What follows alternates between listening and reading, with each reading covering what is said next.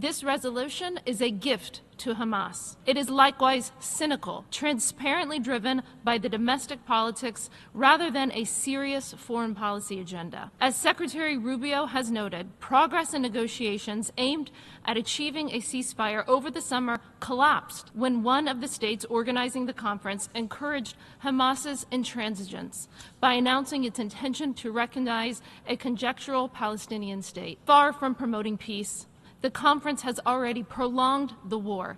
The United Nations, as we know it, is an oxymoron. There's nothing united about it. It is totally one-sided. Here, there is another declaration that was just passed, referred to as the New York Declaration. And all the resolutions that the United Nations have passed is all one-sided with the terrorists and emboldens the terrorists. Let's watch how today a presentation by the United States to challenge the declaration and the resolution that's trying to be that was passed once again in support of Hamas. Let's watch it together. We'll discuss it afterwards. Kindly subscribe to our channel so a little bit of light will push away a lot of darkness. Thank you, Madam President. Colleagues, U.S. opposition to this resolution should come as no surprise. The United States opposes the New York Declaration, as we oppose the high-level international conference for the peaceful settlement of the question of Palestine and the implementation of the two-state solution and the resolution that mandated it. GA action on the New York Declaration is yet another misguided and ill-timed publicity stunt that undermines serious diplomatic efforts to end the conflict. Make no mistake, this resolution is a gift to Hamas. It is likewise cynical, transparently driven by the domestic politics rather than a serious foreign policy agenda. As Secretary Rubio has noted, progress in negotiations aimed at achieving a ceasefire over the summer collapsed when one of the states organizing the conference encouraged Hamas's intransigence by announcing its intention to recognize a conjectural Palestinian state. Far from promoting peace, the conference has already prolonged the war, emboldened Hamas, and harmed the prospects of peace in both short and long term. The United States will not participate in this insult to the victims of October 7th, but we will continue to lead real-world efforts to end the fighting and to deliver a permanent peace. We should be focused on how to end the war and eliminate and disarm Hamas. This war could end tomorrow if Hamas was disarmed, released hostages, and surrendered. But Hamas continues to refuse. Today's resolution is yet another counterproductive gesture that only rewards Hamas, drags out the war, and undercuts the very diplomatic efforts to free the hostages and end the suffering in Gaza, which the New York Declaration claims to support. The declaration this resolution endorses is merely another example of the stale thinking that has led to failure after failure in the Middle East peace negotiations for decades, but remains prevalent in the halls of the United Nations and among too many of its members. The declaration engages in disturbing moral equivalence and fails to recognize the reality that Hamas's terrorism on October 7th was the reason this war was necessary, and its refusal to free the hostages and lay down its arms is the reason this war continues. The version of the declaration being voted on today even continues to contain language endorsing the so-called right of return, which would mean the demographic death of Israel as a Jewish state. For these reasons, the United States urges delegations to join us in voting against the resolution. Thank you.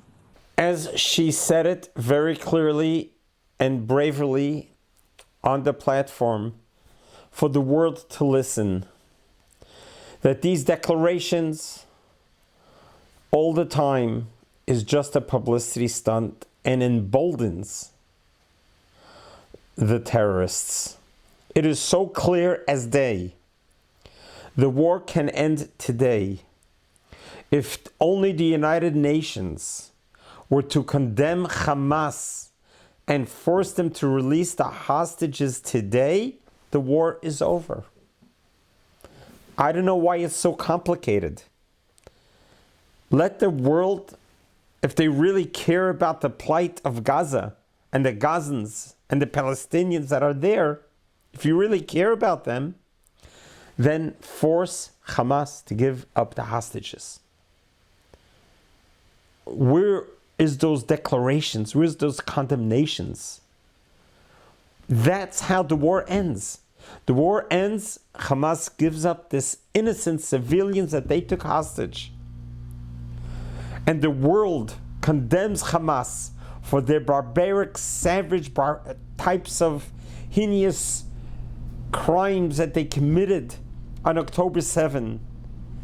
The worst imaginations, the worst nightmares of any human being to have witnessed what happened on October 7, the type of barbarism that we haven't seen since the Holocaust. Why isn't the world aghast and screaming loud to Hamas? And this is the double standard that we're dealing with. Because people don't care about Gazans, they don't care about the Palestinians.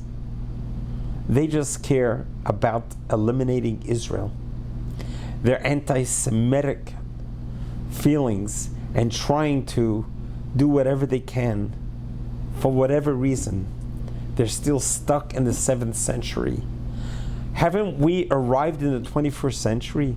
Haven't we arrived at a moment in life that we could move forward and get off that spot of anti-Semitism, blaming the Jews for everything? Even the weather they're blaming the Jews now for? That all the blood libels that we have endured? It's time to move forward already. Why don't you realize that the Jewish people and those in Israel are here to help the world?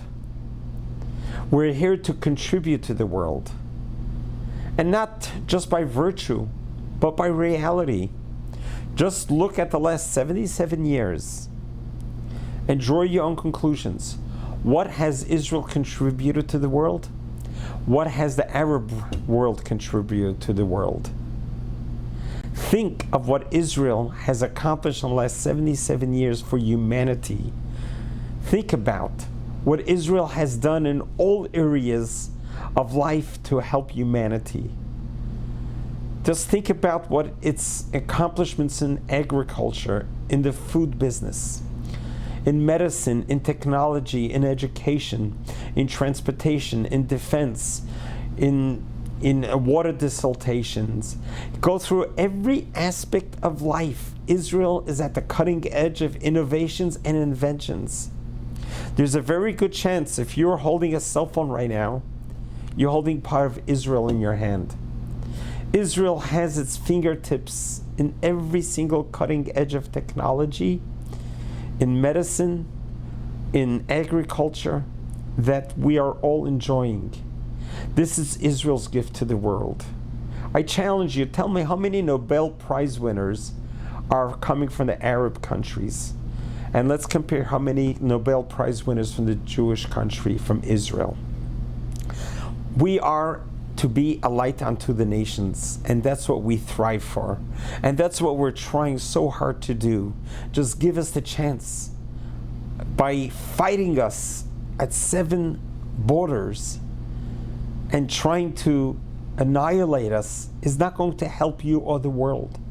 It's just going to stifle us and make life harder for us. And we're all going to lose out. If you give us our secure borders, allow Israel to continue on doing what it does for the world, we will be able to bring the world leaps and bounds further along the way. And all of our neighbors, if you come to us in peace, you will benefit it for your citizens more than you could imagine. We already see it. Those countries who have diplomatic relations with Israel has benefited tremendously for its citizens. So if you care more about your citizens than your ideology, then put your arms down, come in peace, and you'll see how much it will benefit your people. God bless you. God loves you.